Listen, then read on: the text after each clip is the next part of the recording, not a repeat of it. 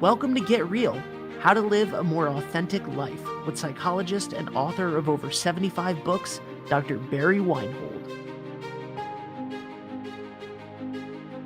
Hello, everyone, and welcome back to Get Real, How to Live a More Authentic Life with Dr. Barry Weinhold. My name is Ben Barber. I'm the producer of the show, and I am happy to introduce the author or co-author of 78 books about psychology, one of the most intelligent men you'll ever meet on the subject. I am so happy. The host of the show, Dr. Barry Weinhold. Dr. Weinhold, how are you? I'm doing pretty good. How are you doing? I'm doing very well, and I love being here with you. It makes my days go by so much quicker. What's new in your life? I mean, not too much, just working. I got this new Yeti mug Oh, nice. Yeah. that has our logo engraved on it from Mhm. my business partner as a present. And Fantastic. Yeah. it's nice. It keeps things that are iced cold Oh, nice. Yeah. and hot, very hot, like for a ridiculous amount of time. Yeah, that's great. And it's it's good to be able to have those kind of little uh, creature comforts. Yes, that's a great. I've never thought about it like that. That's a fantastic way to put it. Yeah. Yeah. I never now. Someone said to me, and this is not an ad for this. For Yeti, that Yeah. unless they want to give us money, Barry, right? Mhm. If they want to give us money, but somebody said that they put ice in it and then drove to Florida from Rhode Island or Massachusetts for 20 hours, and And that the it ice stayed thing. cold. And my question is, how did you go for 20 hours without drinking your drink? Yeah, right. That doesn't make sense. I don't know. Yeah. But the more you talk to somebody, the more you get to know them, right? Yeah. Well, And I've been really upset about the whole stuff in Ukraine, and yes. I've spent, and my wife and I spent a lot of time working in Ukraine and meeting a lot of Ukrainian professionals, some therapists, some other people, Did you really?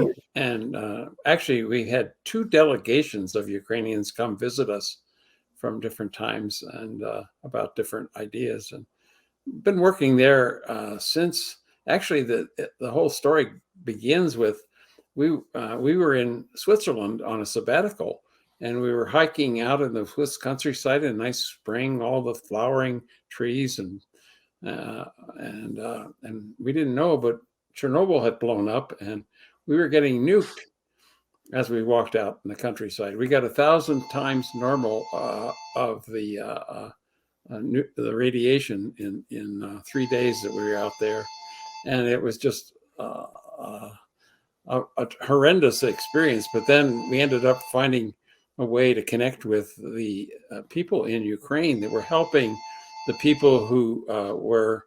Hi, this is Barry Weinhold. Sorry, I'm sorry. That's okay. Please leave a message. Forgot to do that. And phone number and any message. There we go. We'll cut that part out. So anyway, long story short, since about 1990, we've been working in Ukraine, first helping many of the people who were evacuated from Pripyat, the town right next to the reactor, and had some humanitarian family-to-family projects. And then also we started training the staff of the humanitarian center. It was an NGO there in Kyiv. And then finally, we started working with training the people at the Kyiv Gestalt University, therapists over there. But in, I don't know when it was, 1908, after Zelensky got elected, I was so impressed with him. I watched his inauguration and his whole speech about when he actually ran. You know, he was a comedian and a television actor beforehand. Yeah, And I know that now. no experience at all in politics. And he got elected with 74% of the vote. And so I thought that's pretty impressive. And so when I heard his platform and saw what he was doing, I said, God, this guy is a true servant leader. And I had written a book called The Servant Leader, and I was giving out awards to people who exemplified servant leadership. A lot of them were local people. And so I gave him an award as a servant leader. I'm really glad I did, because he's proven to be even beyond a servant leader. He's a humanitarian leader, and actually he actually rivals Churchill now in terms of what he's doing during wartime, and it's an amazing kind of experience to watch this man. I subscribe to his website, so I get his talks every day and his speeches, and I read them every day, and they're truly inspiring. And I'm just so grateful that a man like Vladimir Zelensky showed up, and is leading his people, because they really deserve somebody like him. They've had so many terrible leaders over the years. So anyway, that was just that's on my mind, and I thought I'd just share that a little bit. Wow. So first of all, I had no idea that you had such a connection to Ukraine. Thank you for sharing that with me. Also, now it feels like my weird mug commercial feels very out of place. The Yeah, I think that's I had no idea that you guys I knew that you had done stuff in Europe and in Eastern Europe with your work with the organization and everything that you've done. But I did not know about all of that stuff, and the story of, that's sort of what this episode of the podcast is about, is getting to know a little bit more about you, about the man behind the lessons, right? And so that's sort of a profound start to this conversation that you and I are having right now. um let's I would love to back up a little bit more, maybe even before Chernobyl, and talk about your story and how you got into what you're doing, that led you to such a prolific, you've written nearly 80 books, and you're still out there running your institution and doing all of these things, working with the younger generation on better help. Like, tell me a little bit about where that started. Well, it started in a very humble way. I'm the firstborn of uh, uh, actually a Pennsylvania German family. My ancestors came from the Palatinate in Germany, and they fled the oppression during the Hundred Years' War, the religious oppression by the Catholics. They were Lutherans. And so they went to Holland, and then they were pressed there. So they came to Pennsylvania, and they became known as the Pennsylvania Germans. And my dad was 22 and my mother was 20 when I was born. It's very young. And as the firstborn, I was the learning experiment. And it apparently overwhelmed my mother giving birth, and she was apparently not really tuned into helping any support from anywhere else. And so actually she tells this story about my birth that she told it over and over again every time somebody she knew was pregnant, and often with me standing at her side, and she didn't understand the effect it was having on me. But the story was, when I was born, she tells it, the nurse showed me to her, and apparently they showed me to her before they cleaned me up. And newborns are kind of messy. And she said, "Oh my God, that's not my baby. He's ugly." And then she said, "He looks like a monkey," because apparently, as newborns often do, that I had a lot of hair on my body. And so she retold that story over and over with me standing at her side, never understanding the effect that was having on me. I truly grew up thinking I was ugly. And then, well, if I hadn't worked on myself and gone through therapy, I might be sitting in some dark alley shooting up heroin today. So I have a great deal of compassion for people who have hard times. My childhood was not fun, and even having gone through it, I didn't know that at the time. I've normalized it, which is what most kids do. They just normalize whatever happens to them, and they think, well, that's just what happens to kids. So when my mother got me home from the hospital, she was unable to breastfeed me. She was not able to produce milk right away, which is normal, but nobody told her that. And so why no one told her, I have no idea. But what happened as a result was she turned me over to a babysitter and went back to work after I was a week old. And and then I had a series of babysitters for the first 8 weeks of my life. And I found this out by looking at my baby book. You know how those baby books are where they keep records of everything? I got a copy of, they gave me the book, and I was reading through it, and it said at birth I weighed 6 pounds. And then at 6 weeks, I think it was 6 weeks, I weighed 6 pounds. No, 8 pounds. I weighed 8 pounds, 6 pounds at birth, 8 pounds in 6 weeks. That's pretty normal. And then I got a magnifying glass because that 8 didn't look very real. And I looked at it, and it was written in ink, and it was an 8 written over a 5. So in essence, I really only weighed 5 pounds at 8 weeks. And I would be what is now called a failure to thrive baby. I was not thriving from having all these babysitters and not being with my mom. And so the bonding I had was tenuous at first, and it almost killed me. Yeah. And then when I was 8 weeks old, my mother was giving me a bath one night in the bathtub. And you know how you hold the baby's head above water while you're bathing them in the bathtub? She let her hand slip, and my head went underwater. And if my father hadn't been watching her, because he saw that she was not really tuned in to what was happening around her. She was depressed. Mm-hmm. And she was suffering from postpartum depression, as many mothers are. And she was unable to really see what she was doing at the moment. If he hadn't been there to rescue me, I would have drowned. So at 8 weeks, I almost died. And so he was aware by that time of the fact that my mother was just not able to really care for me. And so he sent me to live with my grandmother and aunt. And that saved my life, probably. Right.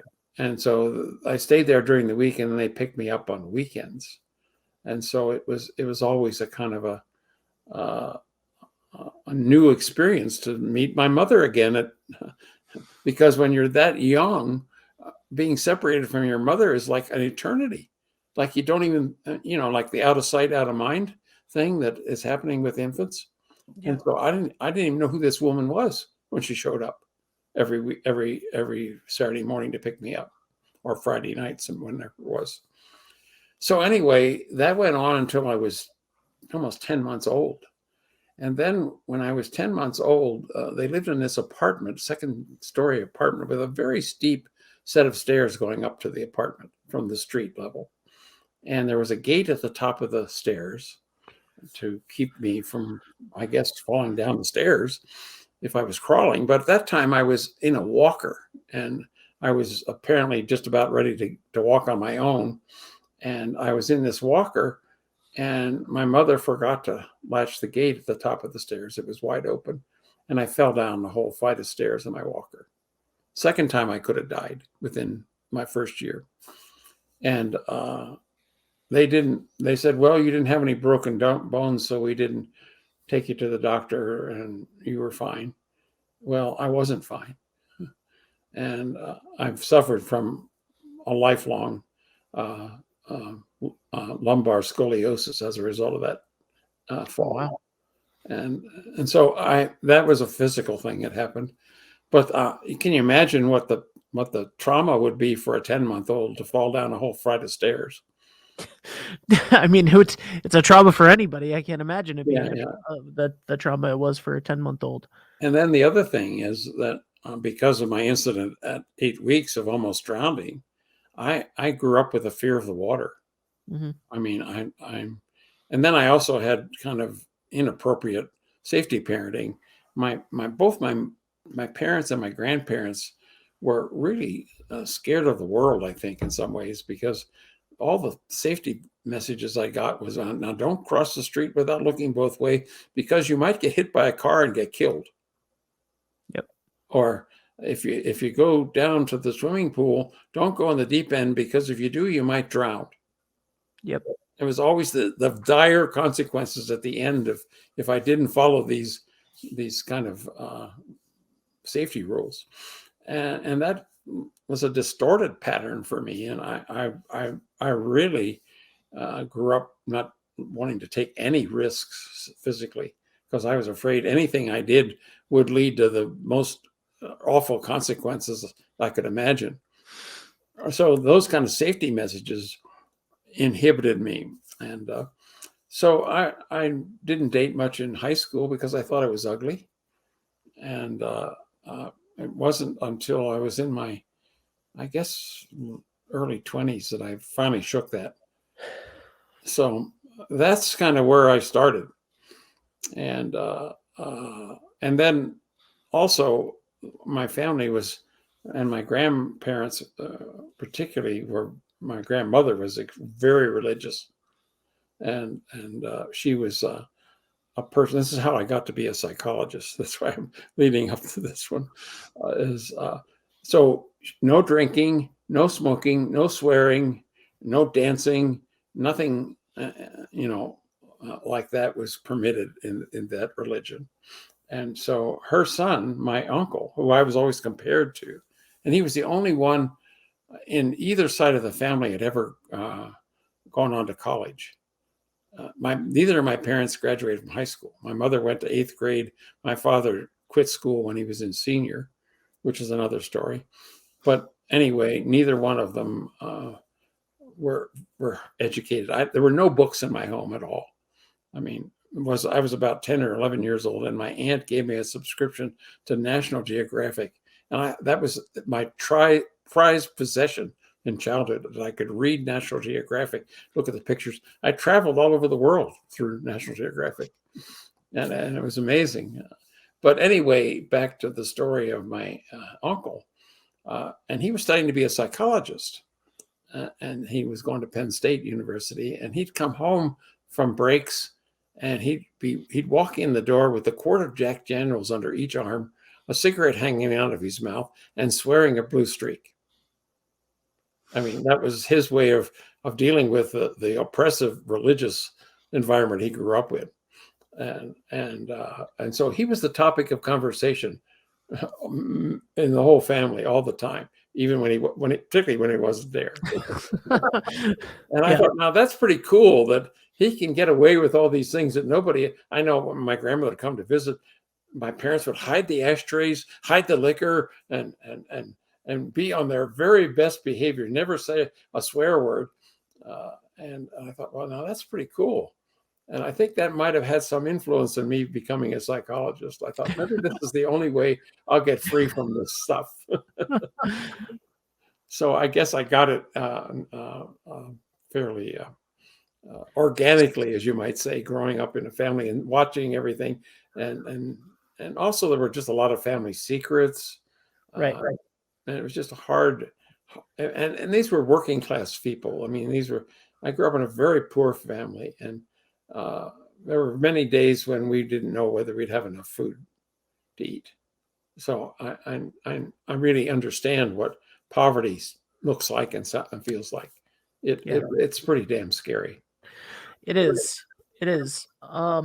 How do you? So a lot of the story that you shared, obviously, was before before you would be able to recall memories. Things that you were told later, things that you discovered, etc. But I would imagine that a lot of those things continued into your adolescence and didn't get better, Yeah. as a mother who says that their son looked like a monkey and was disgusting and not my son and too ugly and Yeah, all of those things next to you. Like I assume that didn't get better with age. No, it got worse because I became the family toilet, and anything that went wrong in the family was my fault. Mm-hmm. And particularly from my mother's side. I mean, her most common expression to me growing up was, "You are a worthless piece of shit, and you'll never amount to anything." I mean, repeatedly saying that to me. Yeah. And you can imagine what that feels like. And it just was awful. I tried my best to avoid her as much as I could growing up. Spent a lot of time outside in the neighborhood, and when I was at home, I was in my room and I didn't interact with anybody. I'd I'd love to if it's okay with you, because I know that we have a plan for the for the third episode of the show, but I would love to, because we're already at the 20-minute mark here. I would love to dive a little bit deeper into your story in the next episode, actually, of the show, because I would love to I would love to learn a little bit more about how you started to live from your authentic Yeah, self that's the after. part I didn't get to, and I'll be glad to in the next episode to Yeah. continue with that. And that's the better part of the story. This Right, but this is but I think that we set a good foundation for that, right? Because yeah, there's so many things, like, you and I did not have exactly the same childhood. My mom went through a lot of stuff. I don't believe that postpartum depression was one of those things. It wasn't as directly harsh, all of these things, but a lot of the trauma, uh, you know, I understand, like, something that's wonderful, and it's why we had very specific guests telling their specific stories in the last version of a podcast that you and I did together. Um, like, even though your story is very specific to you, it is also very universal to so many people, and so right. many people can see themselves in that. So I'd love to take the next episode to sort of expand on that, and use you as an example for how you were able to move past some trauma, and not only help yourself, but help a lot of other people along the way. Yeah. Okay, we'll do that. Awesome. All right. So, everybody, I just want to remind you that Get Real: How to Live a More Authentic Life is brought to you by the Colorado Institute for Conflict Resolution and Creative Leadership. For more resources on today's topic, and all of the topics that are ever covered in this, and just anything that you need in general, go to circle.org. It is not the actual word circle, but you can click it in the show notes and find out all of the information there. And that's how you can connect with Barry as well. Dr. Barry Weinhold, thank you so much again for your time, and It's been a pleasure, Ben. for sharing your story with us, because I really, really appreciate it. So thank you, and we'll see everybody next episode. For more information, please visit the Colorado Institute for Conflict Resolution and Creative Leadership at CICRCL.org, or click the link in the show notes.